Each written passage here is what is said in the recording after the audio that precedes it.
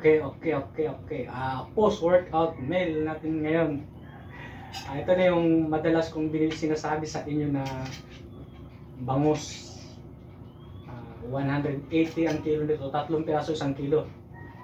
Ito yung uulamin ko ngayon, tapos may dalawa akong kanin. Ito yung kanin ko, carbs.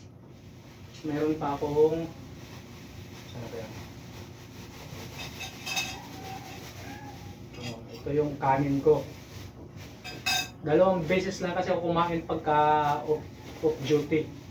Pagkatapos kong kumain, matutulog, pagising, pagka makaramdam ako ng gutom, mag-snacks or kakain. Kaya 2 or 3 kainan lang. Ito yung mahiwaga kong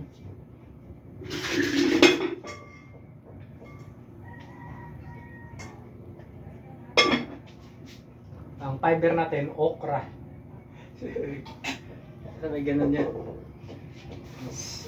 Ayun na naman, nandito naman tayo sa kwento. Nakadaanan naman ako doon sa suki kong kantin. Doon naman talaga ako laging bumibili ng kanin. Paminsan pagka ganito, merong tahong. Dagdagan na naman natin ng tahong yung diet natin. Diet pa ba ito? Wala. Parang hindi na rin naman ito diet eh. Ganun gulo tong diet ko. Kaya litso na tayo, kain na tayo.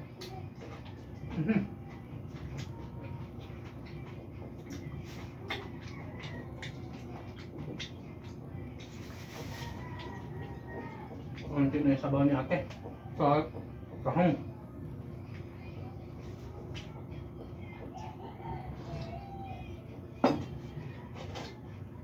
Kaya madalas kong binibili itong mga ganito katamtaman na yung laki na bangus. Hindi ganun katalas yung tinik.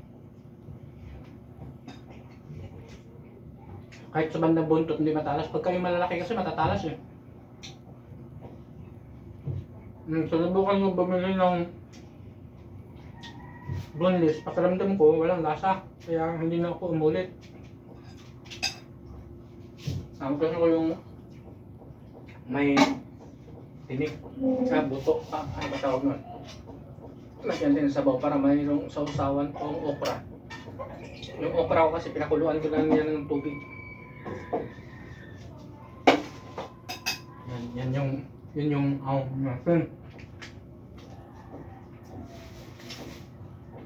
Minsan pagka nagliligs o ano ba tawag yun, yung parang pork stick, yun minsan binibili ko, dagdag ko sa ganito. Pag may pag may budget, pag walang budget, ay ito lang talaga. Bangus at saka ang gulay na nabili ko, yun lang.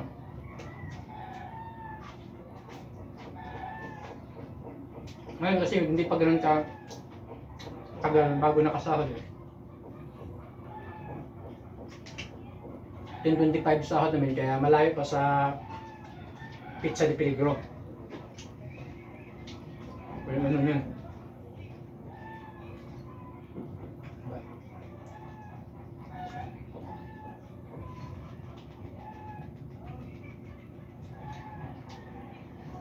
Minsan pagka yung tilapia, mas mahirap tilapia.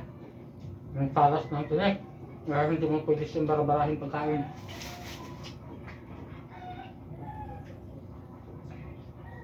Ang bangus kasi malambot yung tinik eh. Huwag lang sumamit o sumabit sa ngalang-ngalang. Kaya ganun yun.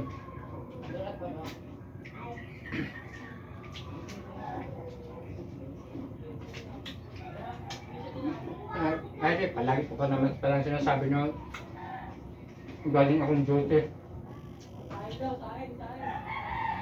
Diretso buhat. Kain, tulog. Para recovery na. Kasi minsan kasi pagka malupit ako mag-isip eh.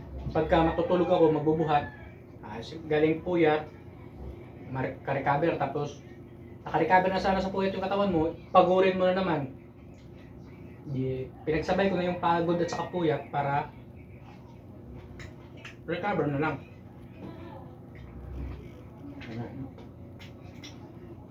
Kain, tulog. Tapos pagising, konting cardio, lakad-lakad. Depende, pwedeng sa gym maglakad-lakad o lakad-lakad lang dyan sa paligid. Ano yun? Window shopping. Window shopping.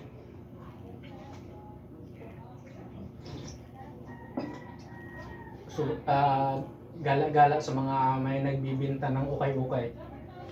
Yun na yung ano ko ngayon, yung mga ukay-ukay eh.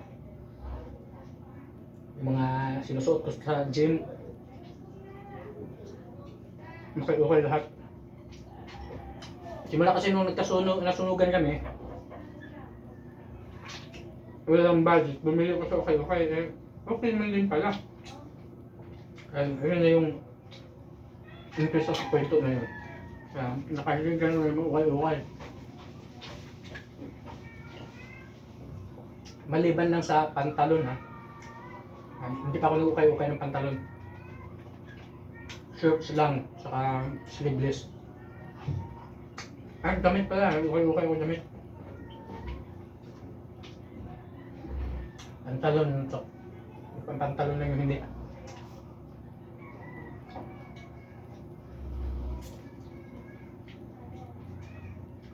Wala naman kung naisip na sasabihin. Basta na-miss ko lang mag-video-video na ganitong kumakain dito sa bahay. Kasi madalas ako nag-video-video sa trabaho eh. Madalas yung nakikita yung paulit-ulit kong oatmeal doon. Tsaka chicken breast. Dito naman, yun yung sinasabi ko pagka nandito ko sa bahay isda. Ang ano ko naman doon, ang dahilan ko naman, maganda yung isda kainin kasi matutulog ako eh. Kaya mas mabilis tumatunaw kaysa karne or chicken breast.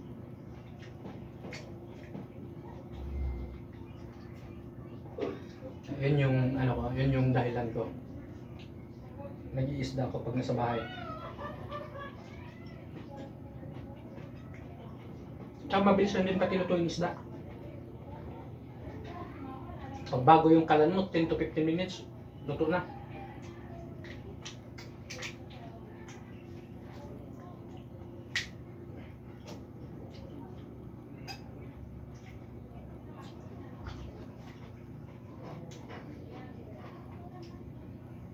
Isa pala ulit, shout out sa Palawan Pawn Shop dito sa may Quezon Avenue na outlet. Noong Sabado ng nagpapadala ako ng pera pambayad doon sa dito sa boarding house. Nagkamali ako ng bigay sa halip na 3-1, 4-1 yung naibigay ko kaya pala napakatagal. Shout out ka pala doon sa mga staff nila. Pwede naman nila i-deny yun kasi wala talaga akong tinanong pa nga ako nung teller kung magkano binigay ko, sabi ko 3-1. Tapos tinanong ako ulit, tignan mo nga yung pera mo dyan kuya kung magkano yung natira.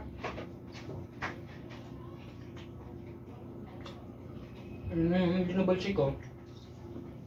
Ako napansin na parang sobra yung kasi sa bilang-bilang ko nagkulang yung tira sahod ko eh. Kaya yun yung kwento.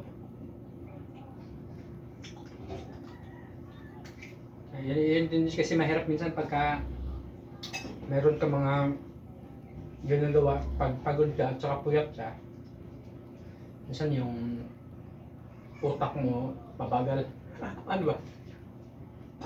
Pagtingin ko sa wallet ko, yan yung tingin ko eh. Hindi ko lang sure kung magkadikit yung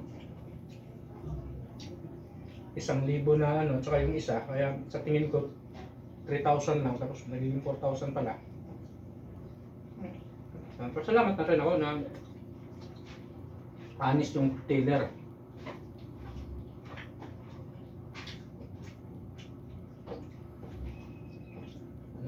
Binalik sa akin. Medyo natagalan nga lang kasi dino-double check pa nila yung input sa araw na yun. Sa halip ng mga 10 to 15 minutes lang, inabot ako ng 1 oras. Pala nakaalis na yung mga sa bayan ko, ako na natira. Tanong pa ako. Kamali pala ako ng Tulog.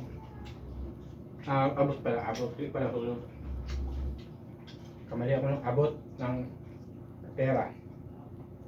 Pero 1,000 lang naman. Pero para sa akin, napakalaking bagay na yung 1,000 pang 5 days or 4 days ko na ano yun. Na budget. Halos kasi pa sa 24 hours pag naka-duty ako, nasa 300 plus eh. Minsan 400. Pagka naka-duty naman, 200 to 300. Kaya gaya nito, 1 kilong tilapia at saka 50. 240. 240 pala lahat to.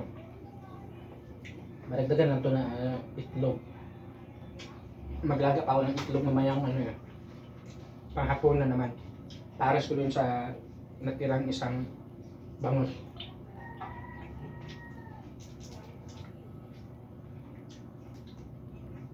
Ito namang buto para to sa mga tropa kung tusa. Hindi na kagaya dati ng mga bata pa yun sila. Hindi pa magtuloy yan dito, 5 piraso yan. Eh, ito, pumasok na nga yun. Ingay mo muna eh. Nakakabulahaw ka. Hindi na sila ganun ka, ngayon.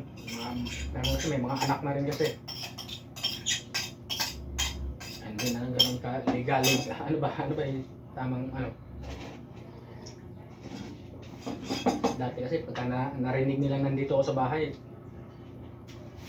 magkakalimutan yung 5 pusa dito eh.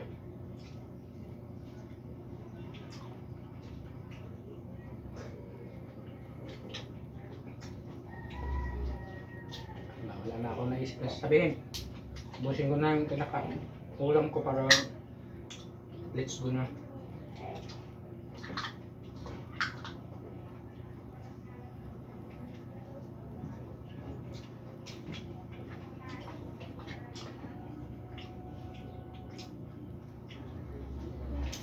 Dati, bumibili talaga ako ng tahong. Mura lang to dati. Ngayon, ang mahal na kasi nito. 30 at 30, lagi kami bumibili. 30, 40 pa lang kilo nito.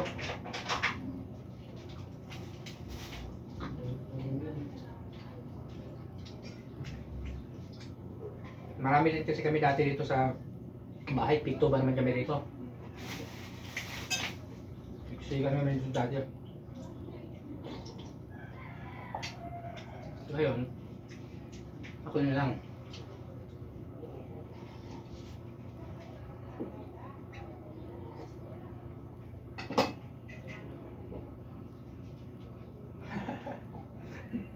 Biglang nagiging kupal na naman, may pa-flex-flex na naman nalalaman eh.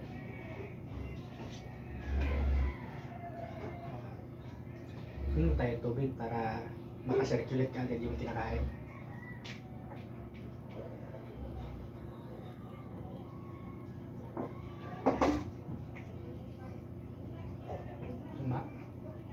Umabit sa ipin ko yung ng tahong